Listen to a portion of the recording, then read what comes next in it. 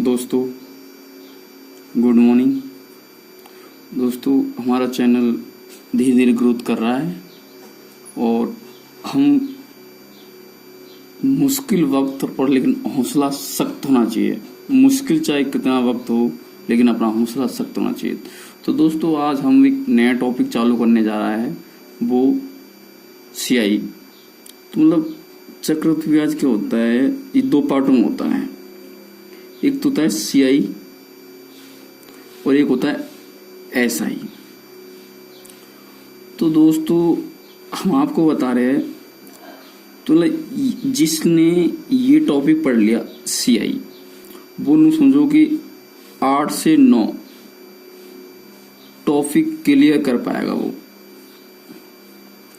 तो क्या है कि जो सीआई के क्वेश्चन होते हैं उनमें 99% सीआई लिखा आता है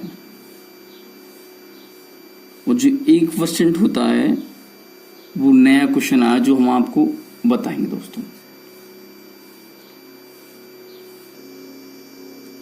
दोस्तों देखते अपन करते हैं चक्रवृद्धि ब्याज।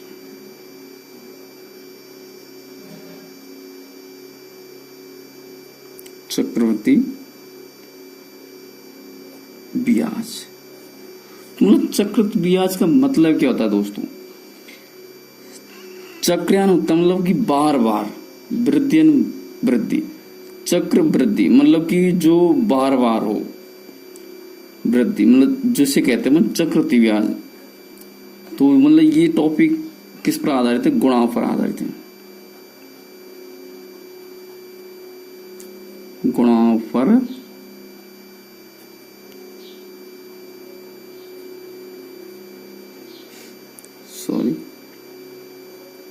आधारित है।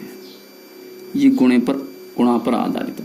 तो दोस्तों, चक्रवृद्धि मतलब होता है चक्रयान मतलब बार बार, वृद्धियान मतलब जो चक्रवृद्धि ब्याज।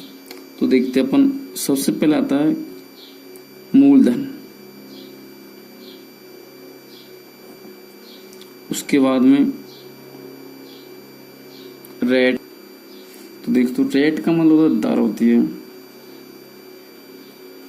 अपन को टाइम, समय, और अपन को अमाउंट।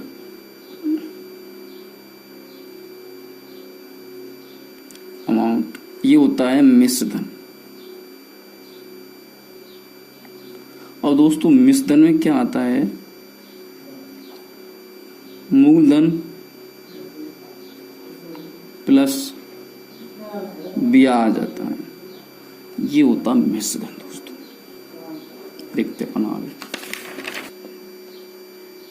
तो देखते दोस्तों अपन कि मतलब अपन को दे दिया प्रिंसिपल मतलब कि मूलधन। दोस्तों ये अपन को मूलधन दे दिया। तो ये मूलधन दिया है तो मतलब इसकी अपन चलते डेफिनेशन बनाते हैं मूलधन। जैसे कि 2 साल का ब्याज दिया गया अपन को, तो अपन एक बार इस पर ब्याज हो गया। वो चक्रवृद्धि ब्याज का मतलब होता है चक्रयान बार बार, तो फिर इसके ऊपर लगेगा वही, तो ये हो गया। तो ये अपन ने क्या डेफिनेशन बना दी, पूरी एक डेफिनेशन के आधार पर। तो मतलब क्या हुआ इसका मतलब कि ब्याज के ऊपर ब्याज, ब्याज के ऊपर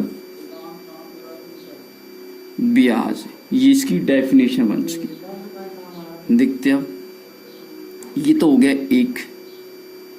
दूसरी बात करते हैं हम कि इनके क्या है कि रेशो मतलब अनुपात समान होता है। दोस्तों अनुपात समान रहता है। दोस्तों तीसरी बात जो सबसे इम्पोर्टेंट बात है, प्रिंसिपल बराबर होता है एम एन रूट में। जो चौथी बात होती है वो सब जानते हैं कि प्रिंसिपल 1 प्लस रेट गुणा 100/t टाइम, जो ये फॉर्मूला होता है। देखिए दोस्तों,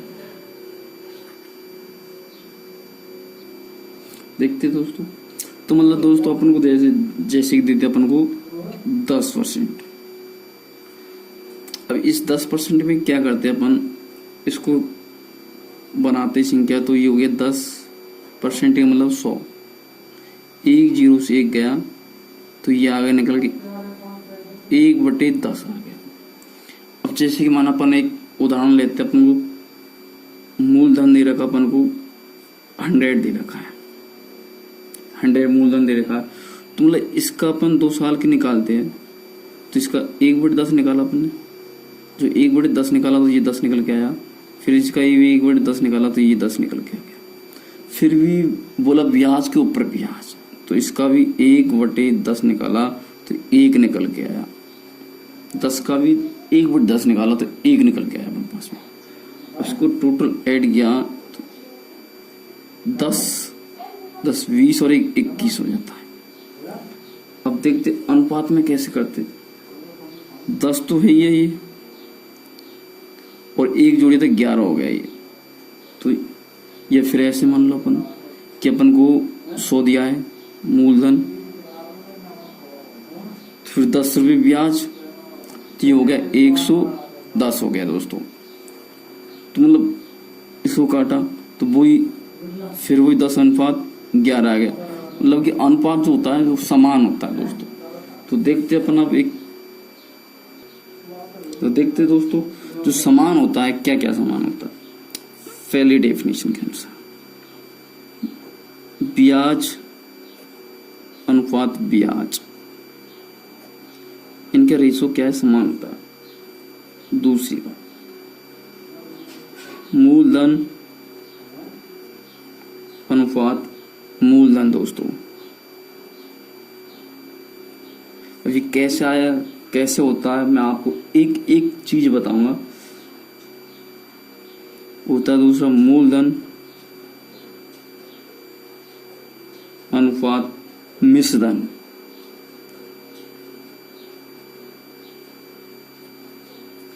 और चौथा होता है वो होता है रेट, मतलब दर। तो दोस्तों ये क्या है, मतलब ये चारों ने ये समय के अंतर पर होता है, समय का अंतर, समय का अंतर।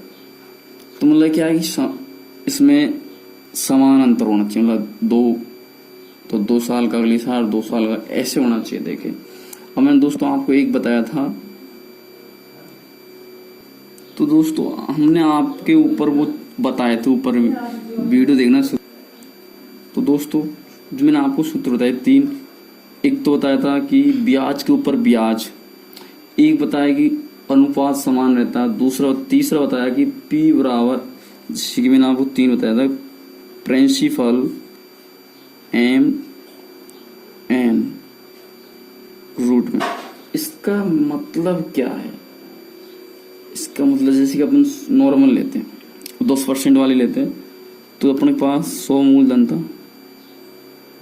ब्याज लगा तो 110 हो गया। समय अंतराल, मतलब समय का अंतर बराबर होना चाहिए, तो फिर अगली साल एक अंतर, तो फिर हो गया 121 हो गया दोस्तों। अब ये ब्याज ही तो है, ये कैसे आया थे। अपन इसको करते हैं तो इसको क्या, तो इसको 11 से गुना किया और इसको भी 11 से गुना किया, तो मतलब ये भी 11 की सॉरी 11 है, ये 11 की मल्टीप्लाई पर बैठा है, ये भी 11 की बैठा है। तो अनुपात तो वही आ गया ना ऊपर, जिससे कि अपने बताया कि 10:11। इसको कैसे बताया कि 1/10, जो 10% का निकाला था अपन ने, तो 10 तो ये मूलधन, फिर 1 ब्याज हो गया, तो ये 10:11 आ गया है। तो इसी प्रकार से अपन इसको करते रफू, तो ये कैसे आया देखते, मतलब पहली संख्या, अगली संख्या और पिछली संख्या, जैसे कि अपन 16 इंटू 121 लिया था रूट में। अब इसको निकालते हैं रूट। तो 100 का रूट होता है वो गए 10, 121 का 11, तो ये आ गया 110। मतलब बात तो वो ही पड़ गई, ये वाली बात ही तो पड़ गई। तो अपन को ये तो निकालना ब्याज 1 ईयर। देखते एक बार, फिर ये समझ नहीं आया दोबारा बताता हूँ। देखो दोस्तों, तो अच्छी तरह समझ लेना, मतलब कि लाइक करो, शेयर करो और अधिक से अधिक अपने दोस्तों में और वेरी इंपोर्टेंट ग्रुप में पहुंचाओ इस वीडियो को। देखते कि अपन के पास 36 हो गया मूलधन इंटू 42, ये हो गया 49। तो मतलब इनका अंतर, समय का अंतर क्या होना चाहिए? समान। मतलब 1 साल का अंतर इसमें है तो 1 साल का इसमें होना चाहिए। जिससे कि अपन पिछली बोला था कि पिछली और अगली, मतलब इससे अगली है और इससे पिछली, तो 36 और ये 49 रूट में, ये लिया 6 और ये लिया 7, तो वही बात होगी ना 42। मतलब 6 गुणा 7 क्या, तो वो 42 निकल के आया। तो ये अपन के निकल के आ गया 42। तो वो प्रोसेसिंग अपन को निकालना ब्याज, 1 साल का ब्याज ऐसे तो निकलेगा। अगली और पिछली को गुना किया और रूट निकाला अपन ने, वो प्रोसेसिंग के हिसाब से अपन को निकालना है। अपन को आंसर आना चाहिए। एग्जाम के अंदर ऐसे नहीं पूछा कैसे आया कैसे, अपन को आंसर मैचिंग होना चाहिए ऑलवेज। जैसे कि दोस्त अपने एक उदाहरण लेते हैं कि अपन को जो प्रिंसिपल दे रखा है अपन को, वो अपन को 100 दे रखा है। जो दर दे रखी है रेट अपन को, वो दे रखी है अपन को 10%। जो टाइम दे रखा है समय, वो दे रखा अपन को 2 ईयर। अपन को क्या पूछा है? ब्याज पूछा। जो मैंने आपको डेफिनेशन बताई कि 2 साल को तो अपन दो एरो खींचते हैं। जैसे कि अपन के प्रिंसिपल है 1000, इस पर अपन ने 2 एरो खींचा। अब 10% का मतलब क्या होता है कि 10 ऊपर लिखा और परसेंटेज मतलब तो 100, 1 0 से 1 गया तो निकल गया आंकड़ा 1/10। तो मतलब इसका 1/10 निकाला अपन ने, तो 1/10 निकाला, 1 0 से 1 0, तो ये बच गया 100। और इसका भी 1/10 निकाला अपन ने, तो ये बच गया 100।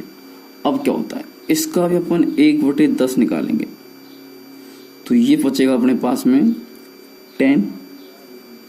अब इसको क्या करते, ऐड कर लेते हैं अपन ने इसको ऐड किया है तो 100 और 100 200, 200 और 10 210। जो अपना ब्याज निकल के आया वो अपना 210 रुपया। आज की क्लास इतनी। दोस्तों को लाइक कीजिए, शेयर कीजिए और वीडियो अच्छा लगा है तो कमेंट कीजिए और अधिक से अधिक अपने दोस्तों के साथ और व्हाट्सएप ग्रुप में शेयर कीजिए।